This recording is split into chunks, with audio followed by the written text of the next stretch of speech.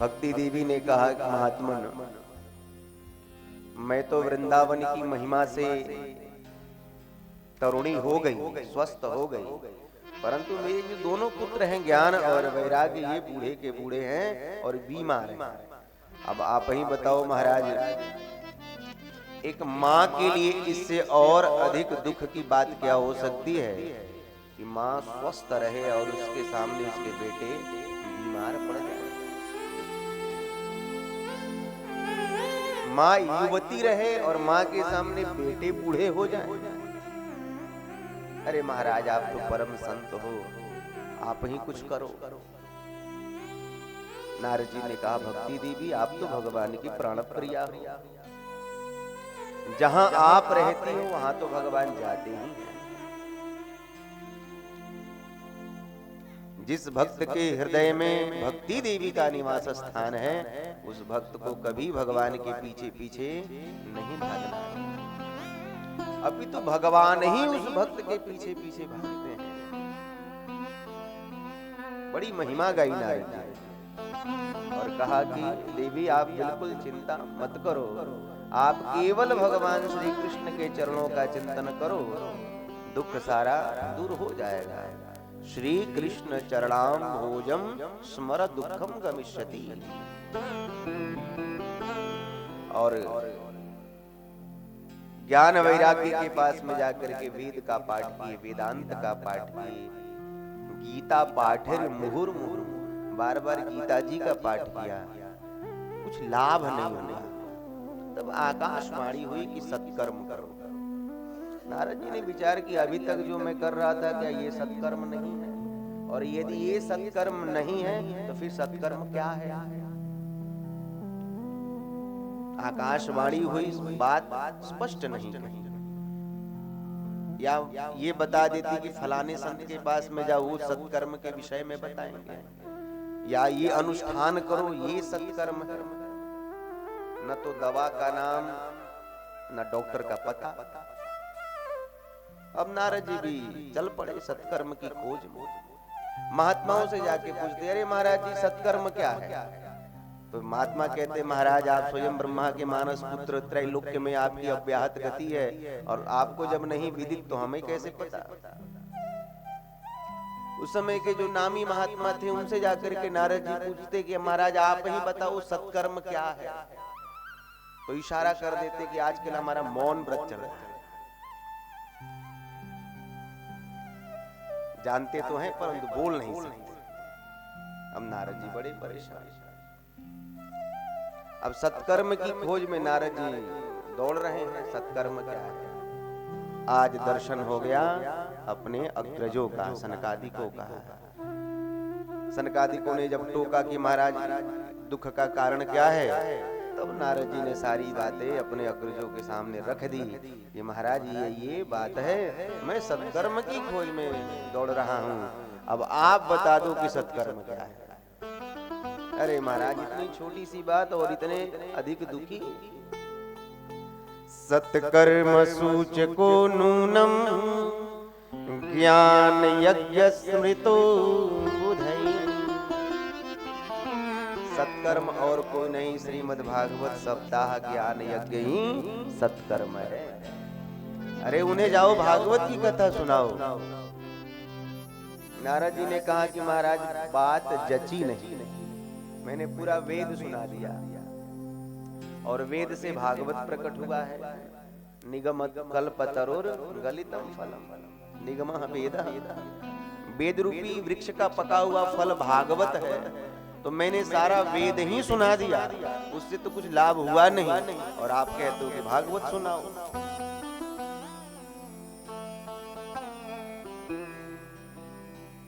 सनकादिक कहते हैं, नारद जी, दूध से घृत बनता है, जो कार्य घी करता है दूध नहीं कर पाता। अब घी में पूरी तली जा रही हो और पूरी तलते तलते घी समाप्त हो जाए, बगल में दूध रखा हो, अब कोई आके कहे कोई बात नहीं भैया, दूध से ही घी बना है, बाकी की पूरी दूध में निकाली, असंभव। संपूर्ण वृक्ष में रस रहता है, कोई कहे कि भैया फल की प्रतीक्षा क्यों करो, डाली तोड़ के खाओ, उसमें भी रस है, क्या फल का स्वाद मिलेगा? जिस प्रकार से दूध का सार घृत है, समस्त वृक्ष का सार उसका फल है, ठीक उसी प्रकार से समस्त पुराणों का सार, वेदों का सार श्रीमद् भागवत है। जाओ उन्हें भागवत सुनाओ। नारद जी ने कहा कि महाराज मैं ठहरा फक्कड़ महात्मा, कोई व्यवस्था नहीं हमारे पास, और आजकल तो कथावाचक भी महंगे हो गए, मैं कहां जाऊं कथावाचक ढूंढने। ऐसा करो ना, आप ही चल के कथा सुना, आप भी महात्मा हम भी महात्मा, हो जाएगी महात्माओं की कथा। नहीं तो मेरे पास में इतनी व्यवस्था नहीं है कि कथावाचक ढूंढ के कथा करा सकूं। सनकादिक खुश हो गए और कहने लगे कथा मात्रई क जीविनः, हमारा तो जीवन ही भगवान की कथा है। चार भाई हैं, एक वक्ता बनकर के व्यासपीठ पे बैठता है, चार श्रोता बनकर के नीचे बैठ जाते हैं, उनकी कथा विश्राम होती है तो दूसरा वक्ता बन के बैठ जाता है। हमारा तो जीवन ही भगवान की कथा है, चलो हम चल कर के कथा सुनाएंगे। परंतु भक्ति देवी से निवेदन करो कि हम यदि ऊपर से नीचे उतर के आ रहे हैं तो वो भी वृंदावन में है, तो थोड़ा आगे चल करके वो भी आवे। नारद जी ने निवेदन किया, अरे देवी जी अपने पुत्रों को लेकर के थोड़ा और आगे बढ़ो। तो भक्ति देवी अपने पुत्रों को लेकर के आगे बढ़ी और बद्रिका आश्रम से सनकादिक उतर के नीचे आए, दोनों आकर के बीच में मिल गए। जगह का नाम है हरिद्वार। बोलिए हरिद्वार धाम की जय। लगभग उतनी ही दूरी हरिद्वार से बद्रिका आश्रम की है जितनी दूरी हरिद्वार से वृंदावन की है। हरिद्वार का अर्थ हरस्य द्वारः हरिद्वारः, जो हर का द्वार है वो हरिद्वार है।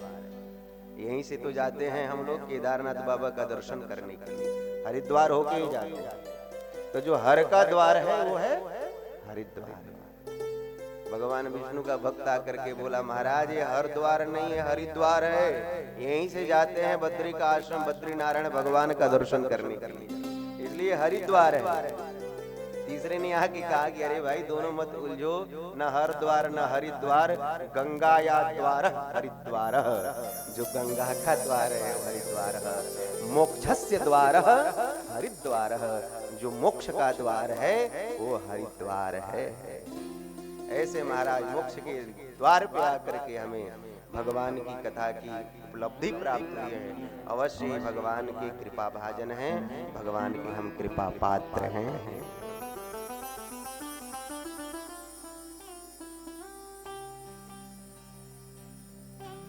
यही महाराज गंगा के तट पर, आनंद नामक तट पर कथा प्रारंभ हुई। जितने पर्वत बंदराओं में महात्मा छुपे थे वो अपने समाधि को छोड़ करके हरिद्वार आने लगे। बड़े बड़े यशस्वी तपस्वी मनस्वी महात्मा विमलात्मा संत महात्मा सब महाराज आए।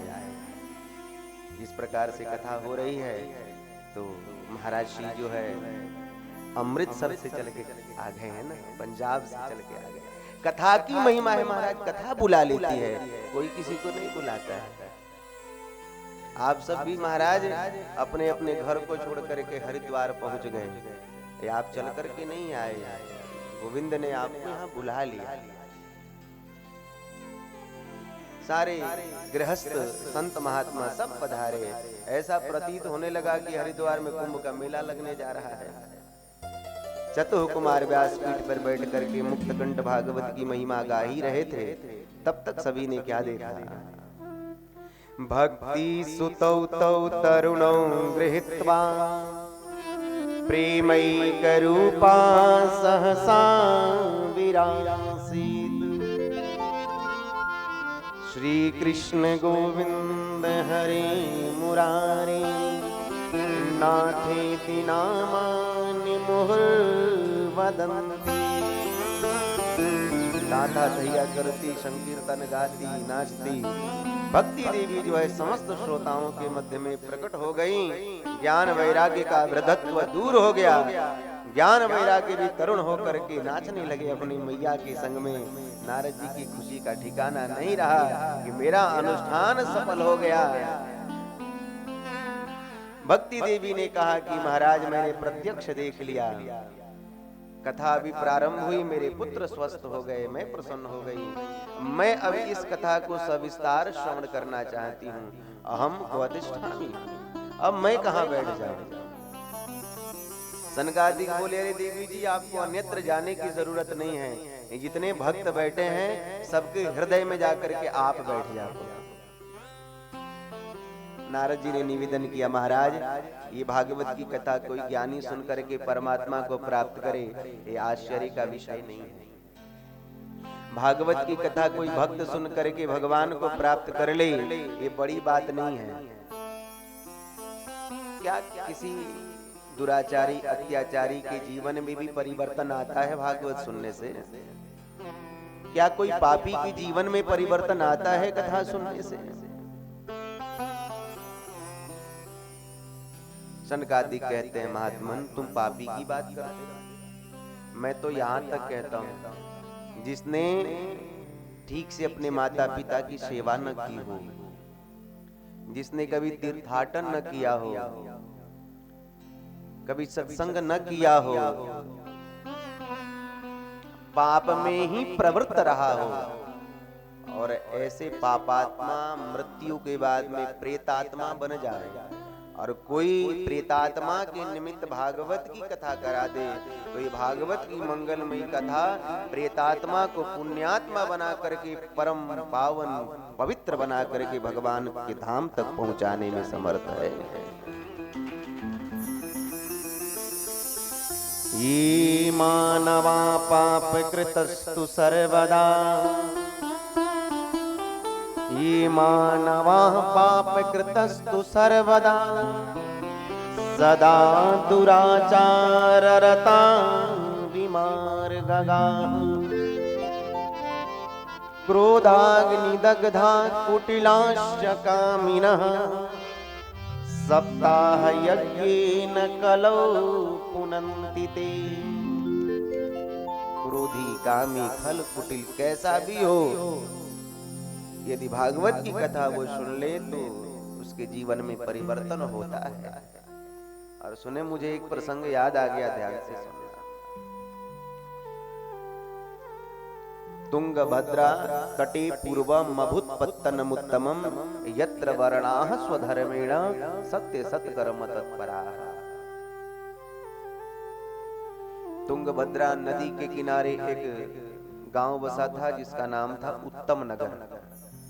अब वर्णाश्रम पालन करने वाले सारे वहां निवास करते थे। उसी गांव में एक पंडित जी महाराज भी रहते थे जिनका नाम था आत्मदेव शास्त्री।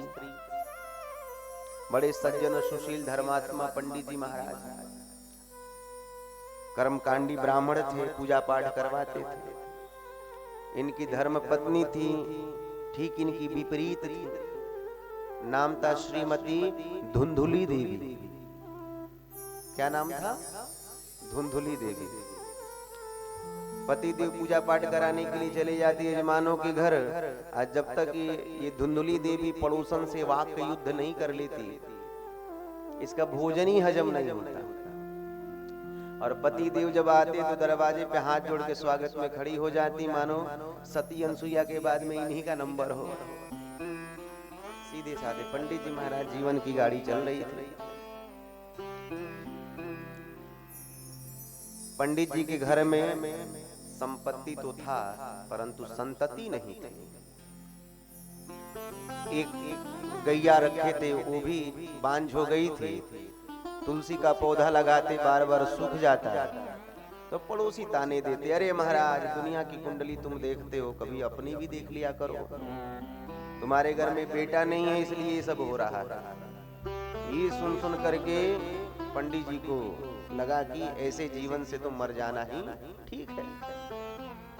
तो मन में अतिशय ग्लानि हुई तो गृहम त्यक्त्वा वनम गतः, घर छोड़ करके वन में चले गए कि आज तो मर जाऊंगा, क्या करूं, जल में डूब के मरूं, नहीं नहीं कष्ट होगा। विष पान करके अपने आप को समाप्त कर लूं, नहीं पीड़ा होगी। शरीर में आग लगा लूं, नहीं बड़ा कष्ट होगा। अच्छा, समझदार आत्महत्या भी नहीं कर पा रहा है। मूर्ख तो जा करके महाराज गंगा जी में डूब जाएगा, कूद जाएगा, परंतु समझदार एक सोचता है कि नहीं आत्महत्या ठीक नहीं। मार्ग नहीं सूझा तो पंडित जी महाराज बैठ करके जंगल में ही रोने लगे। उसी समय एक महात्मा निकल रहे थे रास्ते से, तो रोते हुए ब्राह्मण देवता को देख लिया, तो विचार किया लगता है अवश्य मेरे प्रभु के लिए रो रहा है, नहीं तो भला ही जंगल में आके कोई क्यों रोएगा। चलो चल करके इन्हें कुछ कथा सत्संग श्रवण कराया जाए। संत ने आकर के पूछा, महाराज जी क्या बात है, क्यों रो रहे हो? कथम रोदसी विप्रत्वम काते चिंता बलीयसी बदत्वम सत्वरम मह्यम स्वस्य दुःखस्य कारणम। ओ विप्रः कथम रोदसी, क्या बात है, क्यों रो रहे हो? अपने दुख का कारण मुझे बताओ। संत के चरणों में प्रणाम करके पंडित जी ने कहा कि महाराज पूर्व जन्म के पाप उदय हुए घर में बेटा नहीं है, पुत्र के लिए रो रहा हूं। संत समझ गए ये श्याम सुंदर के लिए नहीं, ये संतान के लिए रो रहा है, ये जगदीश के लिए नहीं, ये तो जगत के लिए रो रहा है। तो महात्मा ने समझाया, ज्ञानोपदेश दिया। मुंचा ज्ञानम प्रजारूपम बलिष्ठा कर्मणो गति विवेकम तु समासाद्य त्यज संसार वासनम। अरे पंडित जी महाराज, इस प्रकार से पुत्र के लिए अधीर नहीं होते हैं। ये कर्म की जो गति है बड़ी बलवती है। धैर्य धारण करो और सुनो, यदि तुम्हें बेटा ही चाहिए तो भगवान को अपने पुत्र बना लो, उनसे एक संबंध जोड़ लो, भजन करो, उसी में जीवन की सार्थकता है। और तुम जो कह रहे हो ना, ये तुम्हारा मोह बोल रहा है, ये ममता बोल रहा है। अनन्य ममता विष्णु ममता प्रेम संगता। इसलिए भगवान से एक संबंध जोड़ करके उन्हीं की भक्ति में समय को व्यतीत करो। सुनो, मैं तुम्हारी माथी की रेखा पढ़ रहा हूं, लिखा है इस पे कि 7 जन्मों तक पुत्र होने का कोई योग ही नहीं। आप तो पंडित जी घबराए, मैं तो इसी जन्म के लिए रो रहा था। महात्मा ने तो आकर के मेरे दुख को 7 गुना बढ़ा दिया। और 7 जन्मों की बात जब बता सकते हैं तो बेटा होने का वरदान भी तो दे ही सकते हैं। लगता है कि बाबा समर्थवान है। पंडित जी ने कहा, महाराज जी अब तो ऐसा है कि जल्दी बेटा होने का तुम मुझे वरदान दो, नहीं तो मैं अपना सर आपके चरणों में पटकूंगा और मैं मरूंगा। परंतु सुन लो महाराज जी, आप भी बचोगे नहीं, आप ही को ब्रह्म हत्या लगेगी। और आप क्या समझो, घर गृहस्थियों के सुख गृहस्थ सरसो लोके पुत्र पौत्र समन्वितः। अब वरदान देते हो कि मैं अपना माथा तुम्हारे चरणों में पटकूं और मरूं। आप तो संत की हृदय की धड़कन तेज होने लगी, कहां फंस गया, मैं तो जा रहा था। संत ने कहा, इतनी जल्दी मत करो। तुरंत अपने झोले से फल निकाल करके पंडित जी को दे दिया और कह दिया कि ले जाओ अपनी देवी जी को खिला देना, प्रभु ने चाहा तो पुत्र ही होगा। खुश हो गए पंडित जी। घर आए और आके कहने लगे, अरे देवी देखो तुम्हारे लिए क्या लेके आया हूं। अब धुंधली को लगा कि लगता है कोई मोटा यजमान मिल गया होगा, माल लेके आए होंगे। अरे जल्दी आओ देवी, देखो क्या लेके आया हूं तुम्हारे लिए। अब दौड़ती हुई आई। अब पंडित जी ने महाराज फल देखो, धीरे धीरे आओ। कहने लगी, गला तो ऐसे फाड़ रहे थे जैसे कि हार लेके आए हो। फल लेके आए हो, क्या मैंने फल कभी देखा नहीं। अरे देवी ऐसा वैसा फल नहीं है, तू खाएगी तो तुझे बेटा होगा। अच्छा, फल खाऊंगी तो बेटा होगा, तो जरा पूजा पाठ कर लूं फिर खाऊंगी। हाँ देवी, ध्यान से फल खा लेना, संत का प्रसाद है। अब पंडित जी फल दे करके चले गए पड़ोसियों के यहाँ, रोज ताने देते थे। आज बहुत बड़े संत का दर्शन हुआ था, और देखना कुछ दिन बाद हमारे घर में भी किलकारियां गूंजेंगी। कहते फिर रहे थे, इधर जो है धुंधली फल लेकर के सोच रही है खाऊं कि नहीं खाऊं। इतने में आ गई पड़ोसन। पड़ोसन ने कहा कि बहन क्या बात है, क्या सोच रही है। धुंधली ने कहा कि बहन तू अच्छी आ गई, फल लेके आए हैं, कहते हैं खाएगी तो बेटा होगा। बहन तू बता खाऊं कि ना खाऊं। अरे बहन, संत का प्रसाद है, खा ले। दवा तो है नहीं जो कि तू इतना सोच रही है। प्रभु ने चाहा तो पुत्र होगा। अच्छा बहन, अब तू कहती है तो मैं इसे अब खा ही लूंगी, पर एक बात बता, कहीं मैंने फल खाया और गर्भ रह गया तो मैंने ये सुना है कि गर्भवती स्त्री कहीं भाग नहीं सकती, दौड़ नहीं सकती। पड़ोसन ने कहा तुझे कहां दौड़ में हिस्सा लेना है, तू तो चुपचाप घर में रहना। अरे बहन तू नहीं जानती, घर में कहीं आग लग गई तो भागना तो पड़ेगा, समय क्या क्या ठिकाना। अरे कहीं आग नहीं लग रही है, तू फल को खा। अच्छा बहन, अब तू कह रही है तो खा ही लूंगी, पर एक बात बता, मैंने ये सुना है कि गर्भवती स्त्री ज्यादा भोजन नहीं कर सकती। अब मैं तो बहुत खाती हूँ, मेरा भोजन कम हो गया तो हो सकता है बीमार पड़ जाऊंगी, और बीमार पड़ गई तो ये सारा घर का काम कौन करेगा, तू करेगी। पड़ोसन ने कहा कि बड़ी समस्या नहीं है, घर में जब बेटा होना रहता है, पुत्र का जन्म होना रहता है, तो बधाई लेने के लिए वो ननद आ जाती है, ननद बधाई लेने के लिए। तो ऐसा करना कि 6 महीना पहले ही ननद को अपने घर बुला लेना, घर का सारा काम उसी से कराना, और जब बेटा हो जाए तो बधाई के रूप में बने सो दे करके विदा कर देना, उसकी छुट्टी। धुंधली ने कहा बहन तू नहीं जानती, मेरी जो ननद है ना वो महा चोट्टी है। 6 महीने की बात कह रही है, 6 दिन में ही घर खाली करके भाग जाएगी, उसे नहीं बुला। पड़ोसन ने कहा कोई बात नहीं, उसे मत बुलाना, फल को तो खा ले। अच्छा बहन तू अब इतना कह रही है तो अब खा लूंगी, पर एक बात मुझे और बता दे, मैंने ये भी सुना है कि सुखदेव जी अपने मातृ गर्भ में 12 वर्ष पर्यंत रहे। सुखदेव जी अपने माता के गर्भ में 12 वर्ष तक रहे थे। पड़ोसन ने कहा कि बहन सुना तो मैंने भी यही है। धुंधली बोली कहीं मेरा बच्चा 2, 4, 5 वर्ष रह गया, मैं तो मर जाऊंगी। एवं कुतर्क योगेन तत्फलम नैव भक्षितम, इतने कुतर्क किए, आखिर में फल को नहीं खाया। पड़ोसन तो चली गई, अब आ गई इसकी छोटी बहन और कहने लगी क्या सोच रही है। अब सारी कथा वह जो है कह करके छोटी बहन को बताया। छोटी बहन यही चाहती थी कि इसके कोई बेटा न हो। छोटी बहन ने कहा कि अरे कहाँ ये संतों की बातों में तू आ जाती है, कहीं फल खाने से बेटा बेटी होते हैं। सुन बहन, तुझ में और मुझ में कोई अंतर नहीं है, मेरा जो गर्भ है इस बार तेरा अधिकार होगा। तू इस फल को गैया को खिला दे, फल की परीक्षा हो जाएगी, बाबा जी की वचनों में कितनी शक्ति है।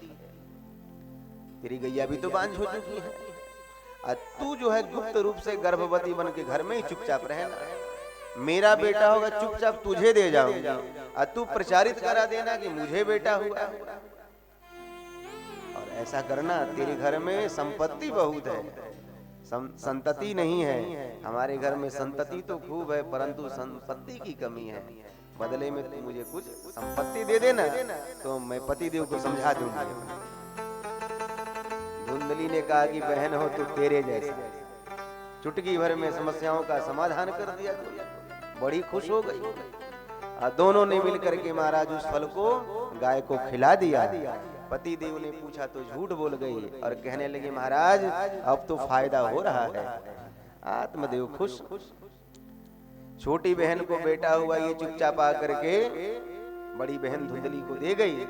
धुंधली ने ये प्रचारित करा दिया, अरे महाराज मुझे बेटा हुआ है। आत्मदेव तो आत्मविभोर होने लगे। बड़ा भारी पुत्र जन्मोत्सव मनाया। 3 महीने बाद गाय के गर्भ से भी एक सुंदर बालक का जन्म हुआ।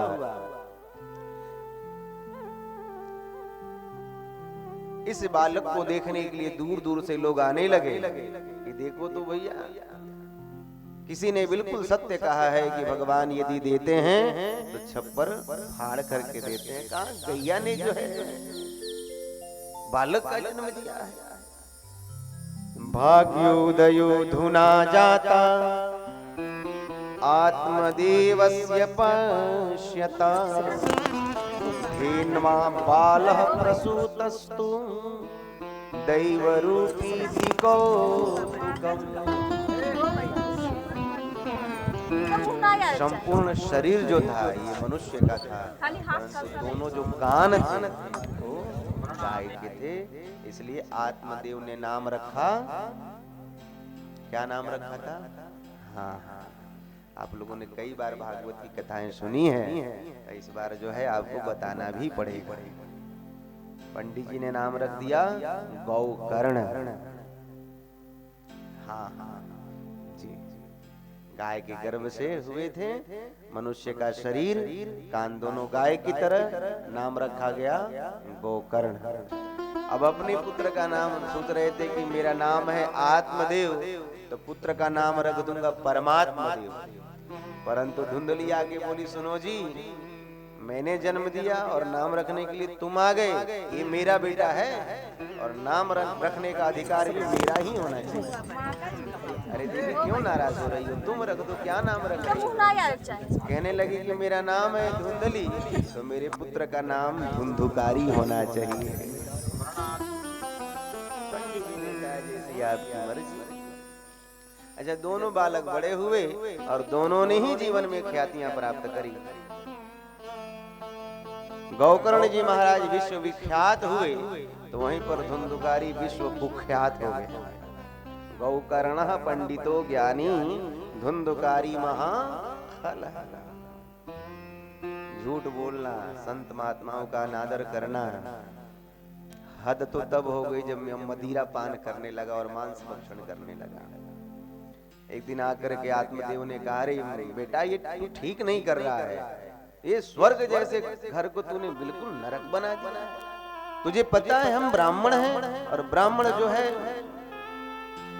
ब्राह्मण के लिए सारे कर्म वर्जित हैं। ब्राह्मण धर्म का मुख्य स्तंभ है। तू ही ऐसा करेगा तो फिर और लोगों के ऊपर क्या बीतेगा? ये सब बंद कर।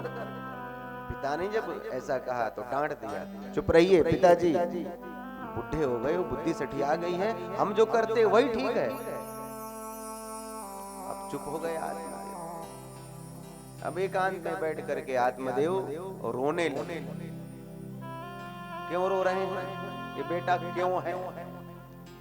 विचार करने लगे कि ऐसे बेटे का तो मैं बिना बेटे का ही ठीक था, ऐसे पुत्र से तो मैं बिना पुत्र का ही ठीक था।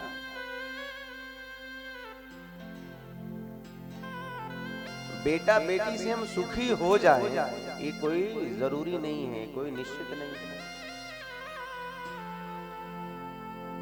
उसी समय गौकर्ण जी महाराज पधारे और आकर के 2 श्लोकों में बड़ा ही दिव्य उपदेश दिया है। देहेस्तिमान् सरुधरे अभिमतिं त्यज त्वम् जायासुतादिषु सदा ममतां विमुञ्च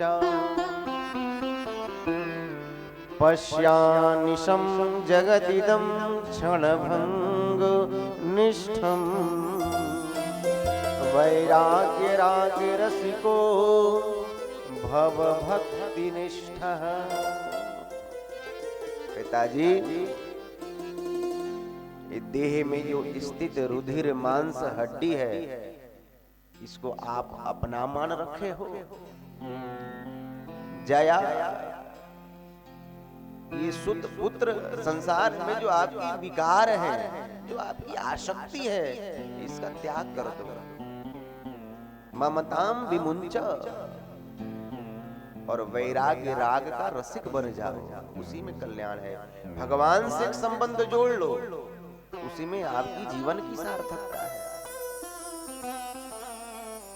पंडित जी ने कहा कि बेटा, जो बात आज तू कह रहा है वही बात वर्षों पहले एक महात्मा ने भी कहा था, परंतु क्या करूं, उस समय मेरी मति मारी गई थी, समझ में नहीं आया था। वही बात आज तू कह रहा है, अब तेरी बातें अब समझ में आ रही है। क्या करूं, वन में जाऊं तो कैसे जाऊं, मन में प्रबल वैराग्य नहीं है, और घर में रहूं तो कैसे रहूं, घर को रहने के लायक इस धुंधकारी ने छोड़ा नहीं। कभी कभी जब अपनों की चोट लगती है, तब मन में प्रबल वैराग्य आ जाता है। आप लोगों ने वो सुना होगा ना, लोहा और सोना आपस में बातें कर रहे थे, तो सोने ने लोहे से प्रश्न किया कि क्यों रे, तेरी भी पिटाई होती है, मेरी भी पिटाई होती है, और एक जैसी होती है, परंतु तू इतना शोर क्यों करता है? सोने ने पूछा लोहे से। लोहा जब पीटा जाता है तो मोहल्ला जान जाता है, देखो लोहा पीटा जा रहा है, और सोने की जब पिटाई होती है तो पड़ोसी को भी नहीं पता चलता है। तो सोने ने पूछा कि तू इतना शोर करता क्यों है? मैं तो नहीं करता। लोहा बोला, ऐसा है भाई, तू है सोना और तुझे पीटने वाला है लोहा। तू है सोना और तुझे पीटने वाला है लोहा। विडंबना ये है, मैं हूँ लोहा और मुझे पीटने वाला भी है लोहा। तू दूसरों से पिटता है, मैं अपनों से पिटता हूँ।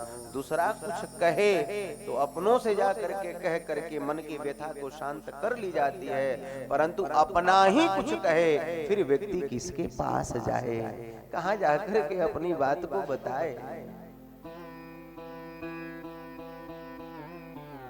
इसलिए कभी कभी जब अपनों की चोट लगती है तब मन में वैराग्य उत्पन्न हो जाता है। धर्म भजस्व सततम त्यज लोक धर्मा शिवस्य साधु पुरुषा। धीरे धीरे आओ, धीरे धीरे आओ। इसलिए पिताजी और करने की आवश्यकता है। धीरे धीरे आओ, धीरे धीरे आओ, धीरे धीरे।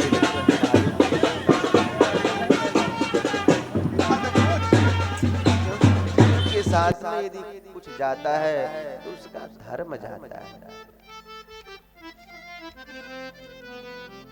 संसार में महाराज दो बातें परम सत्य हैं, एक तो भगवान और दूसरी मृत्यु। और दो बातों को यदि हम ध्यान में रखें तो शायद हमसे कोई गलती नहीं होगी। हम ये सोचे कि जो भी हम कर रहे हैं उसको भगवान देख रहे हैं और एक दिन हमें मरना भी है। और व्यक्ति के पास में महाराज जीव के साथ में यदि कुछ जाने वाला है वो उसका धर्म जाएगा, क्योंकि जब मौत की सहजादी सज धज करके आएगी तो संसारिक जितने भी धन है महाराज ये धन यहीं रह जाएंगे। आज जो आपका जो कमाया हुआ जो भगवान के नाम का धन है, भक्ति का धन है, धर्म का धन है, वो महाराज आपके साथ में जाएगा और उसी का हिसाब किताब वहाँ पे होगा।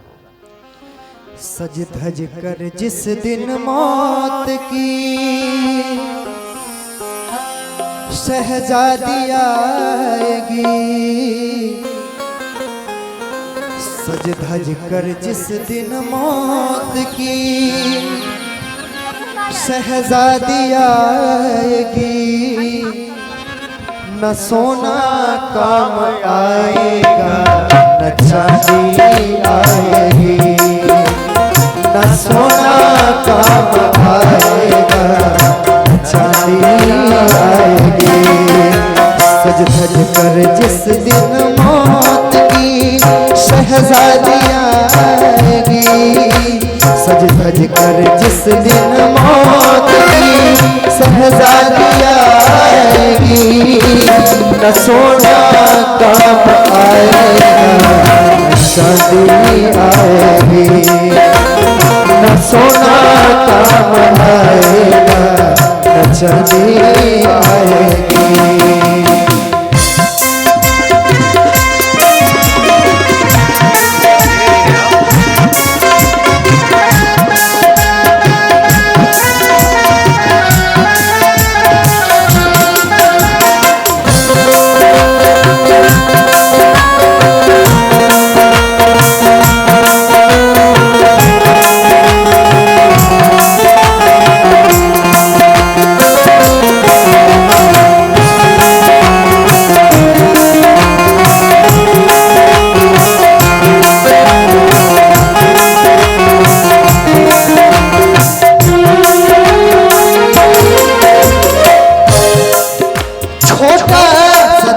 कितने बड़े अरमान हैं तेरे, मिट्टी का तू सोने के सब सामान है तेरे।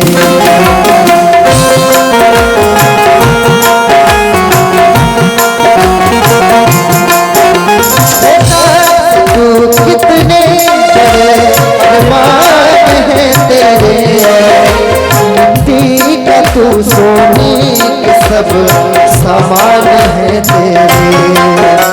मिट्टी की काया मिट्टी में,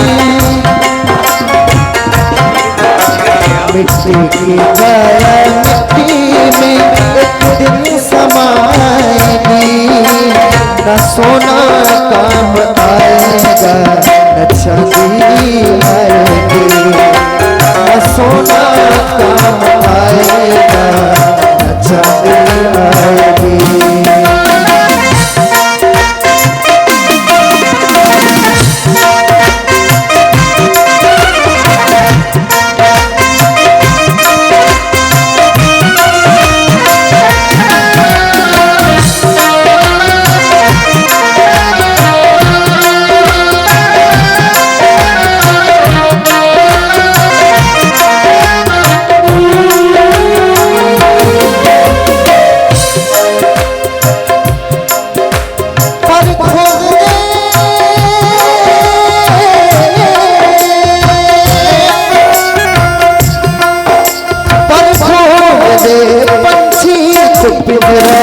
तोड़ के उड़ जा माया महल के सारे बंधन, तोड़ के उड़ जा।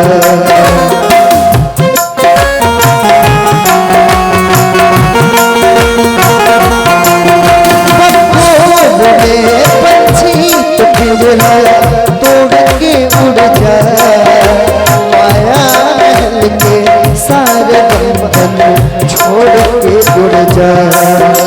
धड़कन में जिस दिन